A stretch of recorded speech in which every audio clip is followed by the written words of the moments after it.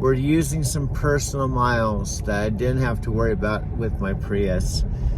But there's trade-offs for everything. Can I be real with you? This is where I was just literally maybe 2 weeks ago. I can't turn red on this. I was about ready to lose my apartment.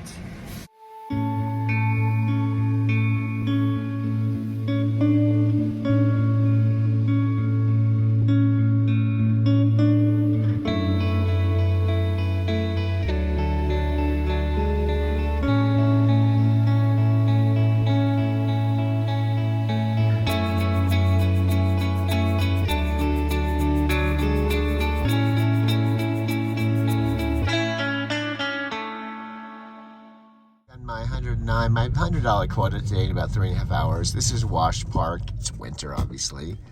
I come here a lot in the summer, but it's actually cool to come here in the winter too.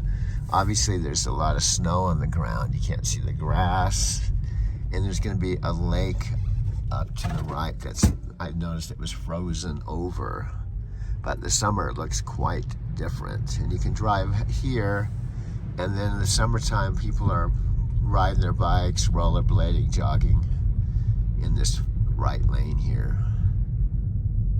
So this is Wash Park. The other park I like, near St. Mark's Coffee House, this is about a 15-minute drive from my loft. It's a different part of town. I just happened to be going through here, or I chose to go through here on my way back to my loft.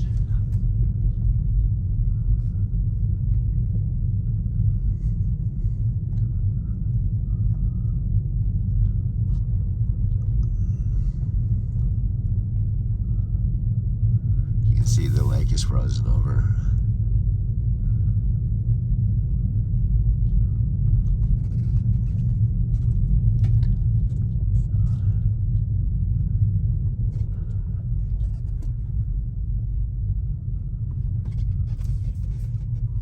Looks quite different than summertime.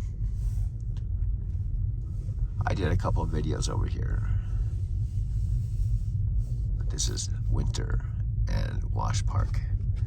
It's frozen over. I don't know if you can walk on it, but I wouldn't walk on the lake, but it's frozen. And you can still walk around the lake, but I'm gonna just sit here in my car.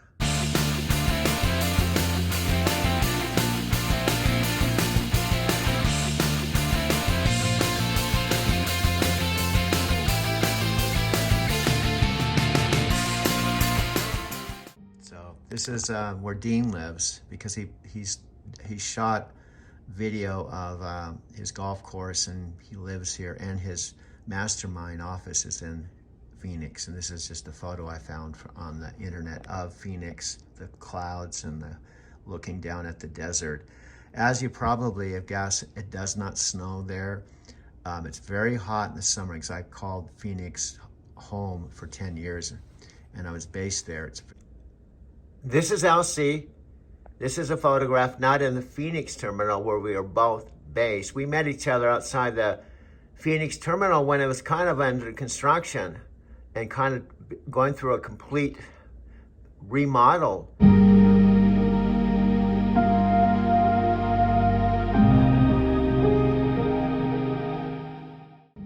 It's actually picking up a load in Vegas and going up to Colorado.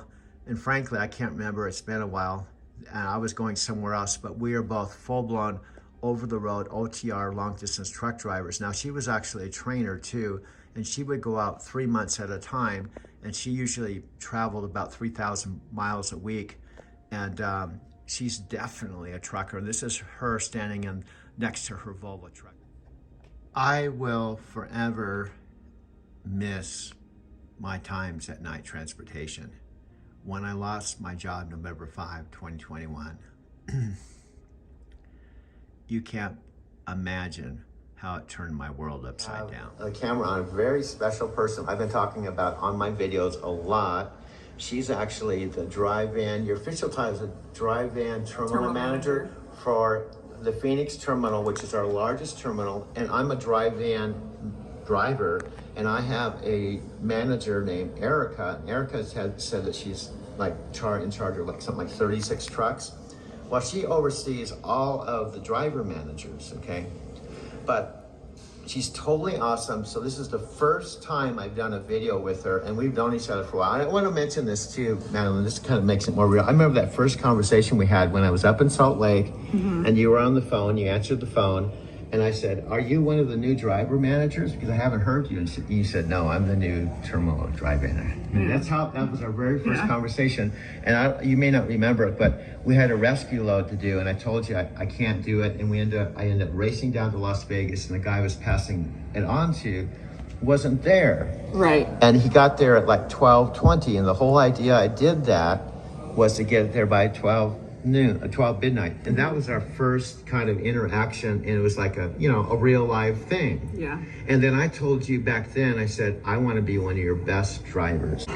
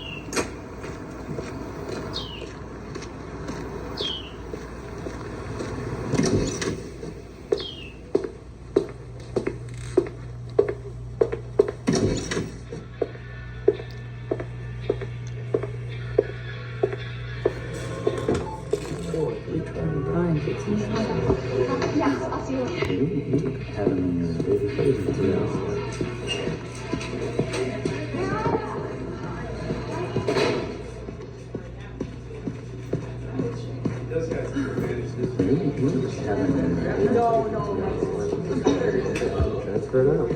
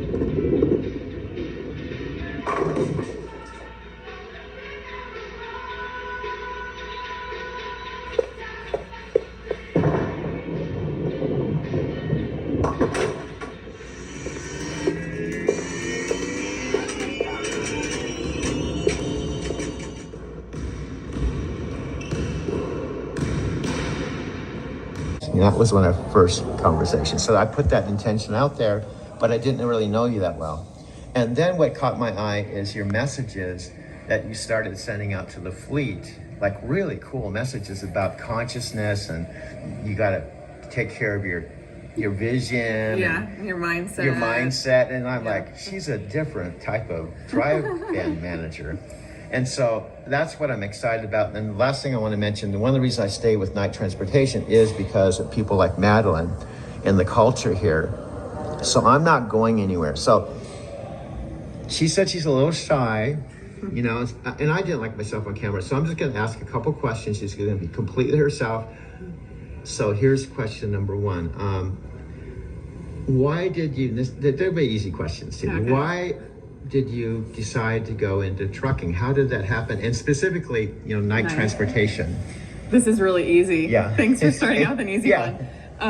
My best friend, her husband works for Knight Transportation, and then he said you should come work for Knight Transportation. Oh, that was easy. Yeah. I know. I said it was really easy. I mean, it wasn't quite like that that easy. I was doing something else before, and then there came to a point where I could make a decision to leave that. Totally not transportation related. Wow. I mean, I came in with zero. I mean, I don't think anyone outside of the industry really knows about it, which is like kind of weird because you would think everyone should know about it. We all rely on it pretty heavily. Exactly. Good point. And so, but it's pretty wild because, you know, it didn't even think about like even just the distance it takes to stop a tractor trailer, you know, or speed up, or, you know, like just even driving around it physically, but then kind of just the figurative aspects as well, like, oh, that, you know, stuff ending up on shelves in a store, like, how did it get there? Exactly. And so, you know, just like really thinking about that. And so I came in literally knowing nothing about transportation. I started as a driver manager on this team, and then quickly I moved over to the account management team. I managed a national account, and I did that for a year, and then I moved over to another account management team, and I managed all the account managers. And then now I came back into operations, and I took over as the terminal manager here. And so, but yeah, it was kind of just like sure, let's try it out, and then it worked out. Now, there's a lot of people like, and I'm kind of the same way. A lot of people that go into truck driving, like everybody, we all have our own story, but I think one thing's in common, like when we come into it, like you're talking about, the average public, they see the trucks go by on the highway and they may be on a road trip and they go into a pilot or something, but they don't understand how it really works, the mechanics of it, how complicated it is. And correct me, because I want to make sure I have things right. I was told, I heard that Knight Transportation is the largest fleet in North America. Or Knight Swift together. Just because they acquired Swift, so the two together. And so it's just totally, and for me, so one of the reasons I like having this conversation is I'm a driver, you're a manager, and I have a driver manager in between, but we all work together as a team. And what I like about it is a regular corporation, oftentimes if there's upper management or management, there's like management and then there's the entry level people, and they don't really talk to each other, or there's not much input or conversation. Right. And right from the get-go with you, I noticed with me, with your driver managers, you have regular meetings and hang-up meetings. You're really, in fact, the new layout, like where you used to have that corner office with the glass, the doors shut. Now you're at the end table and it's closer to the... Yeah, so technically I have an office still. Oh, you do? Okay. I just don't use it. It's difficult to yell at someone when they're 20 feet away. Okay, so you technically have an office, but you prefer to be on the floor. Great. Now, can I ask what you did before? What industry? What industry was it? Or I guess considered the medical industry. Oh, okay. I was in school for a long time, and then I did clinical research for a while. And wow. And weren't you studying to potentially be a doctor? So you total departure. So you're potentially going to be a doctor, and then you end up in the trucking industry. Yeah. I mean, every field I think is really not that different. Yeah. The concepts are really similar. You know, the problem solving, people management, you know, just like organization.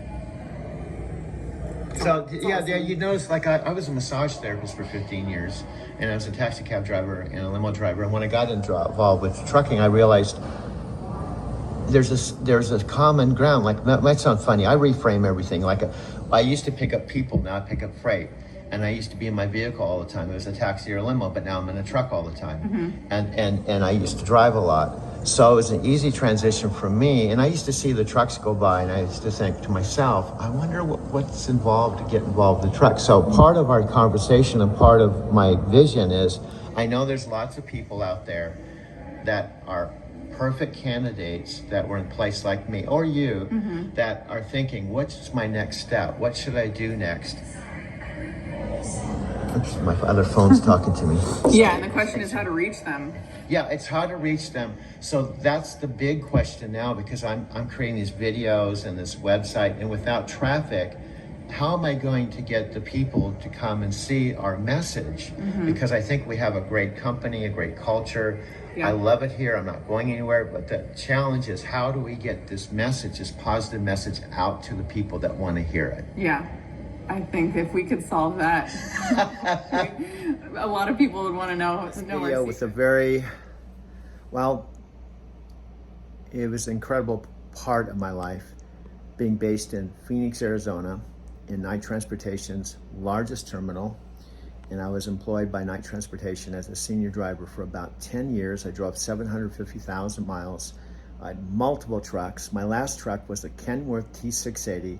So in this video, I'm gonna bring you into my world, both present right now, but do some flashbacks and talk about why I call my channel Driving to Tokyo. It's about driving, it's about Tokyo, but certainly a big part of it is about driving for Knight Transportation. My table with my coffee without my computer. And you sit down here. Again, it's Saturday morning. A week ago, to put things in perspective, I'm gonna put some more flashbacks on here, but a week ago, just 7 days ago, I was so relieved because I got the hold release on my funds I deposited at my bank Monday, May 6th. 11th, it came through. And so I walked all the way to Bank of America, Cherry Creek. That's Tracy talking in the background. Anyway, I got there and got the cashier's check, but both Bank of America was not open and the office was not open, so I had to put the check in the mailbox. And I went to talk to Victoria on Monday. She still had not got the mail. I went to the mailbox. I told Victoria, I've been communicating with her all along, I sold my car to save this apartment, so please take that check and deposit it. And fortunately, a few days later, I do have a zero balance. That was really significant. Like a compliment to Matthew McConaughey, Tony Robbins, and Dean Graziosi. They believe in handwritten journals. Kind of fitting that I saved my apartment by selling my 2017 Prius Touring to CarMax, got $11,400. I have my house key on my CarMax ring.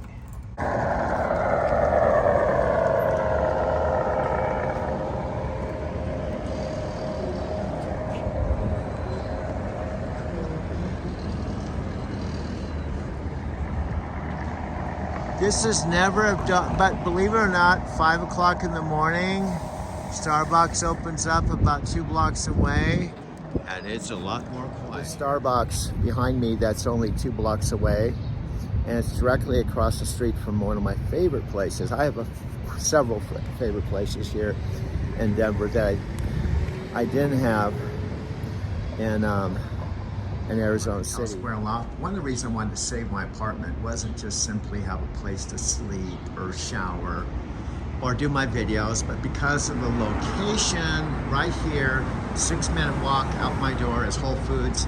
Union Station from 1881 is across the street. So we watched, like on my 34th, I will binge watch Korean dramas all day long and not get out. I'm like, I'll order Uber Eats and I'll be like, it's delivered to me, so I don't have to get a truck, you know? So I just binge watch, Korean dramas, catch up, I'll watch a whole season and I'm like, great, now I have to find another one, Sometimes I'll lose sleep over it. I'm like, I just got to figure the last episode and then I'll go to bed. Just one more. Okay, so. Looks like she might have her, okay. So, no, I okay, did. There you are. Yep, you're good. Yeah. And I can hear you now. I can hear you now. Cool. Yeah, I was trying. This is the first time I've used Zoom. Oh, no worries. Well, fantastic. We're glad to have you. There's always a good first time. It's a good place to start. Did the video go away? It did. I could just hit ask to start video and you should get a prompt and then you could join the video. Okay, there we go. There we go. All right, Elsie, nice to meet you here. Great to have you on. Thanks for taking the time out. You got Doug and Mike here. Nice to meet you officially. Nice to meet you too. Yeah, with Driving to Tokyo. Go ahead. Do you work for Knight too? No, I just got a picture background. I felt left out. Oh, I'm on home time, so yeah. Yeah. Well, if it's okay, Mike, since I met her, I'd like to tee it off and tell how we met and let her definitely jump in. I'm real excited because I love, anytime I see women truck drivers on the road, I get excited because I'm really pro women getting out of their comfort zone and doing things that, you know, normally you would think they weren't doing. Because I'm older, I'm from the 70s, you know, back in the 70s, women weren't laborers, they weren't out doing the things that men were. And there was a lot of trailblazers now, like I was here, just this morning, I saw a tanker go by and a woman was driving the tanker and I was like, yay, you know. So when I saw her, I was leaving the driver lounge, and we both worked for Knight Transportation. I kind of saw the back of her, and something told me to talk to her. And to be honest with you, I didn't want to hassle her or anything, because I know how it is when you're a driver, because I'm a driver too, when you have your off time. You know, like I think LC said when she's off, she'll just do her thing, and then she'll go in the truck and kind of pull the curtains and you get in your own little cocoon. And I do the same thing. But something told me to say something and at least break the ice. And so I came up to her and I just basically told her about the making of the videos in my channel. And the first thing that kind of caught my attention is because, you know, this is driving to Tokyo. We got on the subject of Japan, and she said she had actually been there before. So to me, that was kind of a confirmation from the universe I was supposed to talk to her. But the other thing that really got me is I later found out she wasn't there just in Japan. She actually lived there for 6 years. You know, she actually lived there. And then and I'll let you jump in a second, but what I remember you telling me is that you've been driving 2 years and that you're a trainer. And there's sometimes you had gone out for like 3 months at a time. And there's times you did like 3,500 miles a week. So I was like, wow, this woman's really serious about her truck driving. You can kind of tell by the way she was talking that she's really serious about it. And the last thing I want to say that I thought was really cool, and I'd like her to talk about this, is how she got involved. She said that her husband was in the military, and she more or less said that she told her husband it's her time to go and be deployed and get to travel and go out and kind of get out of the house. And this is a picture of me in my Kenworth T680. This was years down the road because I drove CRT 3 years, but I drove with Knight Transportation almost 10 years. It's a picture of me with the very last truck I would drive, a Kenworth T680. Kind of reverse roles, and that's kind of what she ended up doing. And I thought that was really cool. So, and I bought a Lexus ES350 through CarMax. I bought that, put $8,000 down on it, paid it off, sold it back to CarMax. I bought a Hyundai Sport, bought it. It's the Whole Foods. I don't know if they're open. It's Memorial Day. They're normally open till 10 o'clock at night, dude. I got some kind of popcorn the other day at 7-Eleven. It's horrible. I know. Whole Foods, I got the popcorn's good. I love doing some popcorn. We got Netflix. I know, dude. This is Monday, the holiday, dude. We have to go back to work tomorrow. I know, this is the corner where we live. Let's go back to our regular program, dude. Most of the payments, sold it back to CarMax and walked out with a $4,000 check. I bought 3 cars on their money back guarantee. I bought a first Altima, took it back. Then I bought a, I bought a Jetta, took it back. They have a 30-day money-back guarantee. If you drive the car, if we got it financed or paid cash, I bought my Altima cash. I took it back. They gave me 100% on my money back. I then bought an Altima Coupe. It's kind of like one of those 260Z kind of things. Drove for a couple weeks, took it back, got a refund. And I settled on my Subaru, my 2017 Prius Subaru, paid for it before the first payment. I love CarMax. Doing it 30 minutes in the morning, 30 minutes in the evening. My videos are kind of a compliment for me. They're a visual journal where I can tell my story. I hold this camera actually walking outside my place, and it's just, I love it. But I'm just talking about how I went to visit my dad June 5th, and it's now May 18th. It was a week ago. I was able to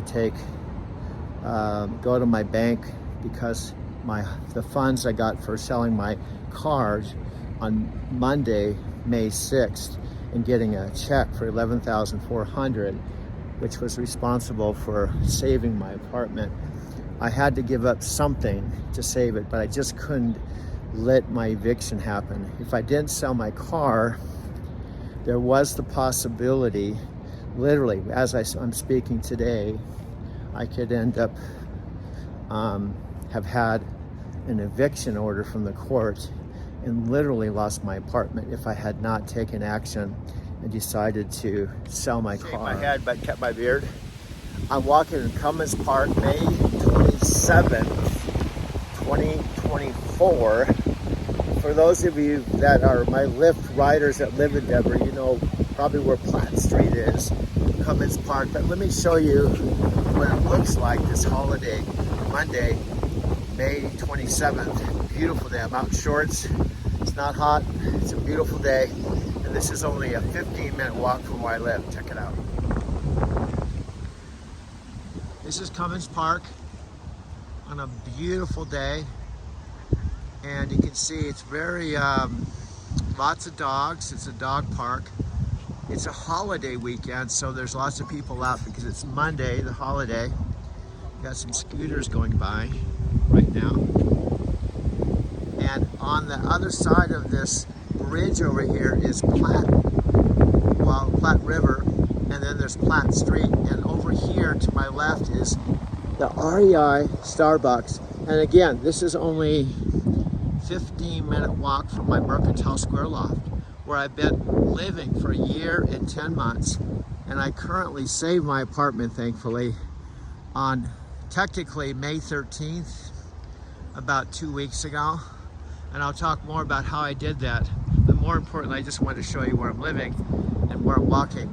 May 27th, 2024 at age 70 plus. It's a Matthew McConaughey thing. That's awesome, man. Are you hanging out here? Or are you taking it to go? To go. To go? I mean, to here. For here, let's do it. This is my main dude. He's my favorite one. And Josh over here is like the main bartender. He does all kinds of shit. And He's the best. He's the best. And so I'm doing nachos. Hello, Tokyo. Hello, Tokyo. Matthew McConaughey. I'm still trying to introduce you to my main dude here. Dude, I would love to meet Matthew McConaughey. No, Matthew, I really get, because I'm still grooving down my path, dude. Yeah. Dude, I'm so happy for you, man. I'm so happy you're making those videos still and you're doing everything still. Even though nobody's watching them, I still Hey, I'm make watching them. Every now and then, man, I get on there and I see, I'm like, I wonder what Doug's up to. I wonder what his last video was. Have you noticed me? I'm noticing. Okay. I love this dude because he's a young dude. I'm like 69 fucking years old. But you don't look or act 69. Man. I don't act younger, 69. You know? I'm a younger dude. Yeah, I feel it. You got the young energy. I'm like a 30-something year old and a 69-year-old body. Exactly. And that's the key to life, dude. It is. And look you're just going for it. I didn't even tell you what to put in here. Oh, I already know. What kind of meat you doing though? That's the big one. I guess I would do chicken. Let's do chicken. It doesn't really matter, to be honest with you. Doug likes it all. Yeah, I like it all. He likes Hey, everything. I want you to know, folks out there in the listening audience, Chicago, Kyoto, Kazato,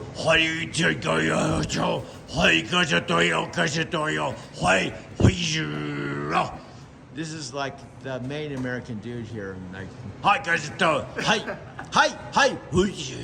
You do just queso, right? Or you do both? Yeah, we could do both. Let's do So both. if we have anybody coming from Tokyo, dude, and here's my dream, my bucket list thing. What's your bucket list? I want to bring Matthew McConaughey here. Dude, let's do it. I'm down. I'm always down. You know, that's my dream, to bring Matthew McConaughey to meet Josh in the back kitchen here. That's it. Hear that?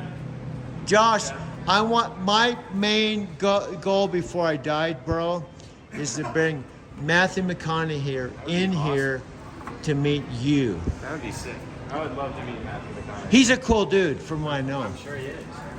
I can imagine. He's probably, yeah. How's that going? It's going well? It's going well. I'm still on the Matthew McConaughey things. Tony Robbins and Matthew and Dean just did a major thing just 4 days ago. 2 hours a day. It's called Own Your Future. Ooh, what's that about? It's about being the best version of yourself, and that's what I'm trying to do, dude. That's awesome, man. I could tell. You're always trying to do The next level, dude. You're trying to do what you want to do, but you're trying to do it Next level, man. Yeah. And bro, I'm trying to inspire you because you're a young dude. You said you're a music engineer? Yeah, I do music stuff. I do music production stuff. Yeah. And my best friend, Christopher Stone, is a sound engineer. Really? Yeah. That's awesome, man. And I want you to meet him. I'm gonna pay for his fucking airline ticket to come and meet you. Hell yeah. Where's he live? He lives in Mount Shasta, California. Oh, California. I'm gonna make a video with some of his production stuff. Yeah, if you man. go to YouTube, type in Christopher Stone, Christopher Stone. okay, you'll see his shit. Oh shit. Hell yeah. I'm excited, man. Yeah. You just do the nachos? You don't want to drink? You don't want anything fun? Cookies, nothing like that? I guess I'm gonna do this. I can't believe I bumped into you again. I know, man. I'm excited. I love seeing you here in the mornings. I didn't know you came in the morning. No, It's awesome. because I wanted to see you, bro. Oh, thanks, man. I appreciate You're it. on the lows in the back. No, I know, they got I me gotta working. tell, because we don't have any customers waiting for us right now. Most people are camera shy. I'm pretty camera shy still. I'm a little camera shy for You sure. could be an actor, bro. I don't know about that. I hope because I get connected, Matthew, he discovers you. Hey, that would be. I'll take it. I will gladly take it if that's the case. We'll let's put that on our thing to do. Let's do it. Anyway, I'm going to turn this. That is Bloom at Illegal Pete's. He's one of my friends that we had several conversations. Illegal Pete's is 2 minutes out my door, but I'm currently on the other side of Platte Street on the Platte River. Again, this is Denver, Colorado, the Mile High City, 5,280 feet above sea level. I was in one of these condos July 2013 attending a Power Network event. This was a real event where I had an Airbnb and I walked across the same bridge to the convention center. We had it Friday, Saturday, and Sunday with 5,000 people, and that was July 2013.